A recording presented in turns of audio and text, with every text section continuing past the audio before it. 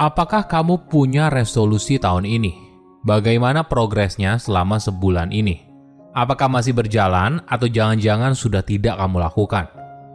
Setiap tahun, kamu mungkin membuat sebuah resolusi, entah komitmen untuk mulai makan lebih sehat, mulai berolahraga, belajar bahasa baru, dan sebagainya.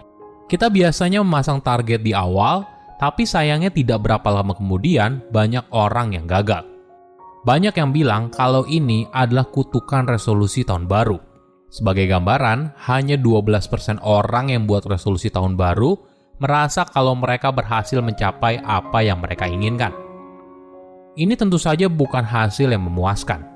Meskipun begitu, sebuah penelitian menunjukkan bahwa mereka yang menetapkan resolusi tahun baru memiliki kemungkinan 10 kali lebih besar untuk benar-benar mengubah perilaku mereka dibandingkan orang yang tidak membuat tujuan tahunan tersebut. Inilah sesuatu yang ajaib dari sebuah resolusi. Dan tentunya lebih ajaib lagi apabila kau masuk dalam kategori 12%, di mana kamu berhasil memegang teguh komitmen yang sudah kamu buat. Halo semuanya, nama saya Michael, selamat datang di channel saya, Si Kutu Buku. Kali ini saya akan bahas bagaimana cara membuat resolusi yang sukses. Awal tahun merupakan momen yang tepat untuk memulai lembaran baru, dan ini mungkin alasan kenapa banyak orang membuat sebuah resolusi. Tahun baru seringkali menawarkan sebuah awal yang segar dan sebuah kesempatan untuk mengubah kebiasaan buruk.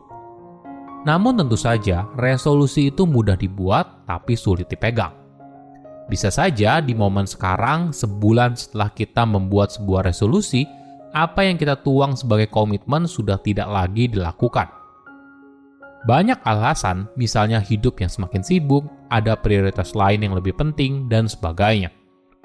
Mungkin sebagian dari masalahnya adalah karena kita tidak tahu bagaimana caranya membuat sebuah resolusi. Tidak peduli seberapa mulia niat kita untuk berubah. Coba cek dua hal ini. Apakah ini yang kamu lakukan sebelum mulai menetapkan resolusi tahun baru? Pertama, kamu memikirkan apa yang harus kamu lakukan, bukan apa yang sebenarnya ingin kamu lakukan. Kedua, kamu memikirkan apa yang harus kamu hentikan dibandingkan apa yang ingin kamu capai. Perlu dipahami, untuk berhasil dalam sebuah perubahan, kamu harus benar-benar menginginkan hal tersebut.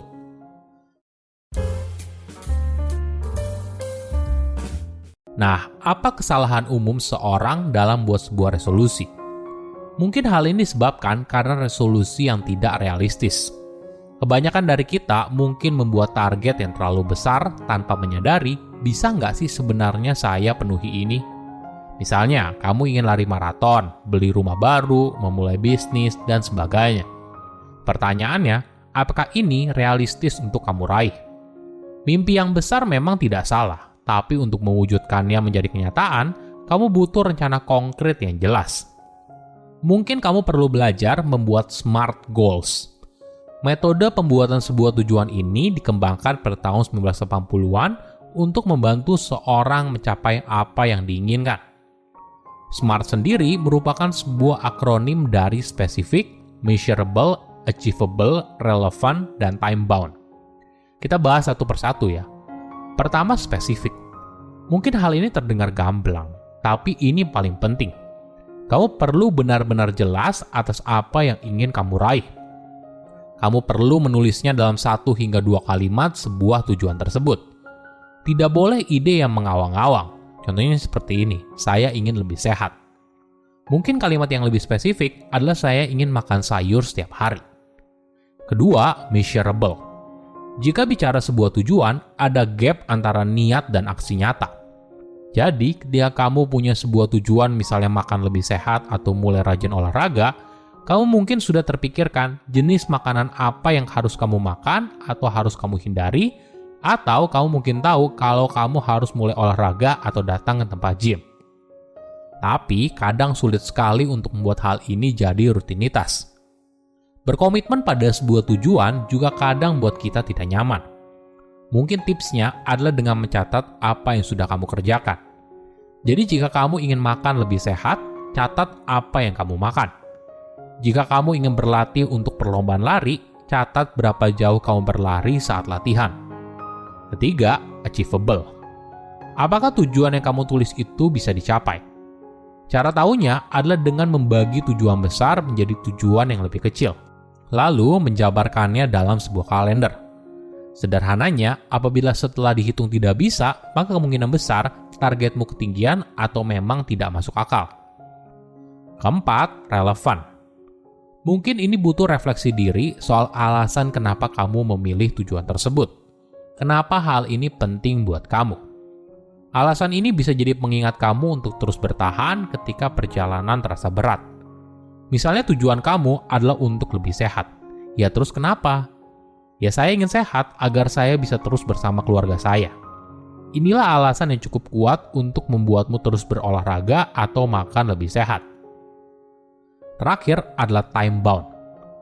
Oke, sekarang kamu sudah menjalani semua langkah sebelumnya. Kamu juga sudah berkomitmen untuk menjalankan tujuan tersebut. Maka kamu perlu deadline untuk membuatmu fokus. Idenya adalah membuat rentang waktu spesifik untuk mencapai tujuan itu. Kenapa? Kadang dalam hidup kita punya banyak prioritas. Seringkali tiba-tiba muncul sesuatu yang penting. Deadline membuat kita menaruh tujuan besar yang kita inginkan agar selalu tetap berada di prioritas teratas. Jadi, kamu bisa membuat komitmen kalau kamu akan mencapai tujuan ini dalam sekian bulan atau sekian tahun.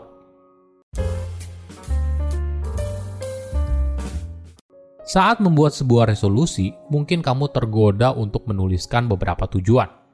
Tapi sebenarnya, agar resolusimu efektif, maka lebih baik kamu hanya fokus pada satu saja di satu waktu. Kenapa? Karena satu tujuan saja belum tentu berhasil, apalagi banyak. Selain itu, ketika kamu berhasil menunaikan satu tujuan, maka kepercayaan dirimu akan meningkat dan ini akan sangat membantu ketika kamu membuat tujuan lain yang mungkin saja lebih besar dari yang sebelumnya. Hal lain yang perlu diingat adalah perubahan merupakan proses. Kebiasaan buruk yang ingin kamu ubah mungkin sudah kamu jalani selama bertahun-tahun.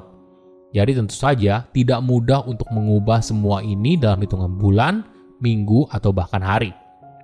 Bersabarlah dengan dirimu sendiri. Kamu harus sadar kalau mencapai resolusi yang kamu buat merupakan sebuah proses. Bahkan jika kamu mungkin berhendak sejenak 1 atau 2 kali, maka jangan putus asa dan mulai kembali dari awal untuk melanjutkan perjalananmu. Mungkin kamu butuh waktu lebih lama untuk mencapai tujuan yang kamu inginkan. Tapi hidup kadang bukan soal perlombaan, namun merupakan perjalanan untuk menjadi pribadi yang lebih baik setiap harinya. Silahkan komen di kolom komentar pelajaran apa yang kalian dapat ketika tahu informasi ini. Selain itu, komen juga mau tahu informasi apa lagi yang saya review di video berikutnya. Saya undur diri, jangan lupa subscribe channel YouTube Sikutu Buku. Bye-bye.